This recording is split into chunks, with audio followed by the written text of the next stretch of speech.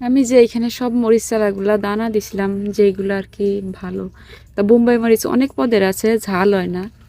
তো এখানে একটা মরিচ খেয়ে অনেক ঝাল হয়েছিল, তারই একটা দানা আমি কত দিছিলাম। তো মশলা দিলে অনেকগুলা চারা হয়েছিল, বৃষ্টির কারণে আমার সব বোম্বাই মরিচ গাছ চারাগুলা মারা গেছে। এখানে দুইটা আছে বাড়াই মরিচ, আর দুইটা উঠাই লাগাইছি।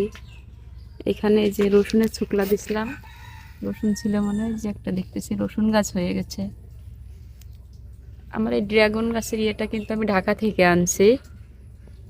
ড্রাগন গাছ, এই যে নীলকণ্ঠ ফুল গাছ, এই ফুল গাছটা, এই যে এই ফুল গাছটা বৃষ্টি পেয়ে আবার এইগুলা একটু হয়ে উঠছে, ঝাড়া দিয়ে উঠছে।